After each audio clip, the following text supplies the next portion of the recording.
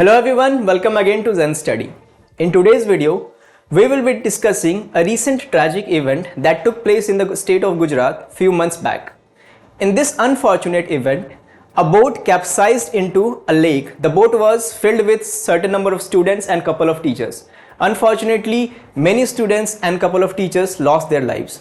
We will be using this real life event to understand why following certain ethical principles are a must in civil services or in public services. And what will happen if we ignore such ethical principles, what disasters could occur. So let us start. So सबसे पहले हम समझते हैं कि अभी recently Gujarat high court का क्या order आया. गुजरात हाई कोर्ट ने जो स्टेट गवर्नमेंट ने जो रिपोर्ट प्रिपेयर की थी उसे रिजेक्ट किया and ordered a fresh inquiry into this tragic event. उसके बाद साथ ही गुजरात हाई कोर्ट ने जो म्युनिसिपल कमिश्नर है the Gujarat high court question the municipal commissioner about how they awarded the lake front contract to an inexperienced, undeserving, unqualified firm. The High Court also criticized the report for trying to protect the firm, protect the contractor, and for attempting to hide the truth. So there was an issue of lack of transparency in the report.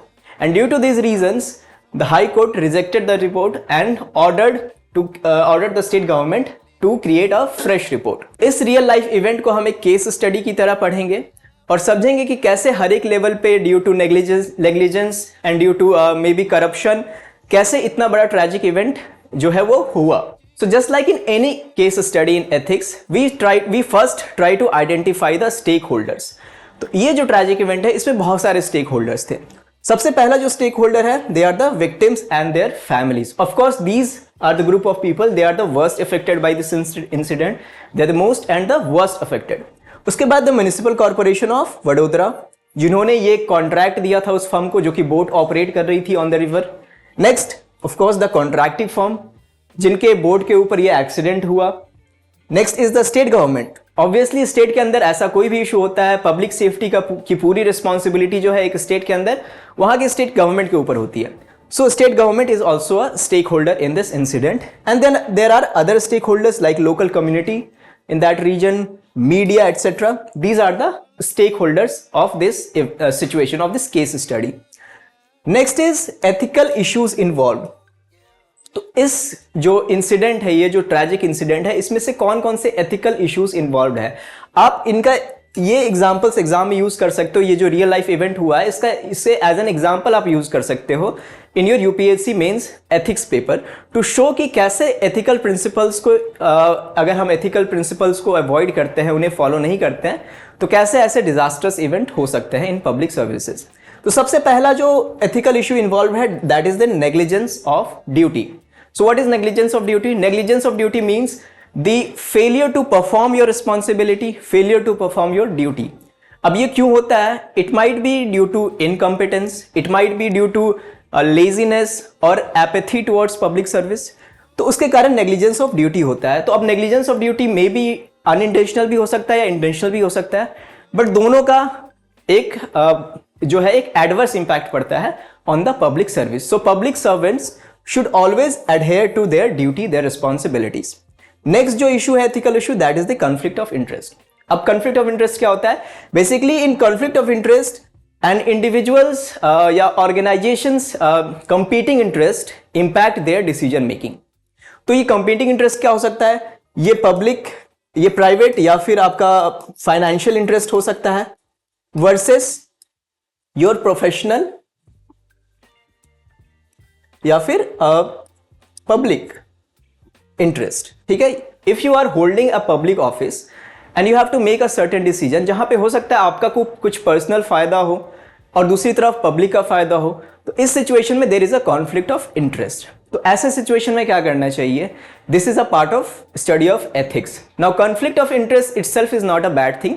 किसी के साथ भी हो सकता है conflict of interest, but it is important to address that conflict of interest and not let your interest affect your decision making. बिना किसी prejudice के आपको डिसीजन लेना पड़ता है.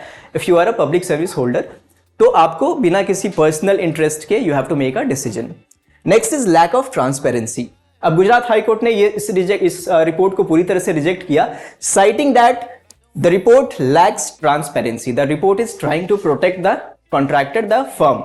So lack of transparency. Transparency is one of the foundational values, one of the foundational ethical principle of public service. Transparency बहुत जरूरी है. तो इस इवेंट में इस जो अनफॉर्चुनेट इवेंट था, इसमें हमने देखा कि there was a lack of transparency in preparing the report. Next is prioritization of profit over people. तो यहां पे जो ऑपरेटिंग फर्म थी, जो कि बोट ऑपरेट कर रही थी, तो ऐसा एलिजिडली बोला जा रहा है कि दे ओवर क्राउडेड द बोट, यानी जितनी बोट की कैपेसिटी थी उससे ज्यादा उन्होंने बच्चों को बोट पे कैरी किया. साथ ही बहुत सारे बच्चों के पास लाइफ जैकेट्स नहीं थी. तो यहाँ पे जो प्रॉफिट है उसको प्रायोरिटाइज किया गया over the lifes of, over the safety of the people. So this is another ethical issue. अब हम देखते हैं कि कैसे क्वेश्चंस बन सकते हैं इस तरह के केस स्टडीज पे, किस तरह के क्वेश्चंस बन सकते हैं और आप इसको कैसे एड्रेस कर सकते हैं. तो सबसे पहला जो इंपॉर्टेंट क्वेश्चन यहां से क्रिएट होता है कि what ethical principles should guide public officials in decision making involving public safety. So if you are a civil servant or if you are a holder of a public office और आपके पास कोई ऐसा काम आता है which involves public safety, तो आपको कौन से स्टैंडर्ड्स को फॉलो करना चाहिए. तो यहाँ पे कुछ स्टैंडर्ड्स जो कि हो सकता है लाइक एक ट्रांसपेरेंसी होनी चाहिए, अकाउंटेबिलिटी होनी चाहिए, कॉन्फ्लिक्ट ऑफ इंटरेस्ट अगर है तो you have to address that conflict of interest. साथ ही एक ऑब्जेक्टिविटी होनी चाहिए ताकि पब्लिक सेफ्टी जो है वो उसे इंश्योर किया जाए. सो दिस इज वन क्वेश्चन जो कि इस केस स्टडी से निकल के आता है. Next is how to avoid conflict of interest in such situation. Conflict of interest को कैसे अवॉइड किया जा सकता है. We can avoid conflict of interest अगर हमारे पास like if we adhere to the rules and procedures. अगर हम पूरी तरह से रूल्स और प्रोसीजर्स को फॉलो करते हैं then we will avoid conflict, we might avoid conflict of interest. साथ ही हमें लाइक रिवील करना चाहिए if we have a conflict of interest situation, तो we have to reveal it to our senior authority that in such situation we have a conflict of interest and we can excuse ourselves from that situation. साथ ही conflict of interest avoid करने के लिए ये भी जरूरी है कि जो रूल्स है, जो प्रोसीजर्स है वो रिटन होने चाहिए, प्रॉपरली स्टेटेड होने चाहिए ताकि डिस्क्रिशन का कम से कम चांस हो. जहां पे भी डिस्क्रिशन आता है, जहां पे भी एक रूल्स की एब्सेंस होती है, जहां पे भी सब्जेक्टिविटी आती है, वहां पे कॉन्फ्लिक्ट ऑफ इंटरेस्ट आ सकता है. Next is role of transparency and accountability. Again transparency and accountability are the foundational ethical principle in civil services. Transparency और अकाउंटेबिलिटी का क्या रोल है पब्लिक सर्विस में? बहुत ज्यादा रोल है. इसी के हेल्प से हम ट्रस्ट बिल्ड करते हैं, क्रेडिबिलिटी बिल्ड करते हैं in the eyes of public. साथ ही करप्शन को रोकने का सबसे अच्छा तरीका है ट्रांसपेरेंसी. ट्रांसपेरेंसी से ही अकाउंटेबिलिटी आती है. ठीक है, उसके बाद कैसे इसे प्रमोट कर सकते हैं हम ट्रांसपेरेंसी एंड अकाउंटेबिलिटी को? There are many ways to promote transparency and accountability. Again adherence to ethical principle, oversight bodies हम बना सकते हैं, इंडिपेंडेंट ओवरसाइट बॉडीज जो कि इनको फॉलो करवाए. ठीक है, ट्रेनिंग, प्रॉपर ट्रेनिंग के थ्रू हम ये सब चीजें फॉलो करवा सकते हैं. So this was a case study जो आज के वीडियो में हमने डिस्कस किया. You can attempt this, you can make this a question of case study और इसे आप कैसे टैकल करेंगे ये आप इसे प्रैक्टिस कर सकते हैं कि इस तरह के क्वेश्चंस को आप कैसे एग्जाम में टैकल करेंगे. और इस एग्जाम्पल को आप बिल्कुल ही एग्जाम अपने एथिक्स पेपर में यूज कर सकते हैं. बहुत सारे ऐसे सिचुएशंस आएंगे जहां पे ये एग्जाम्पल विल परफेक्टली फिट.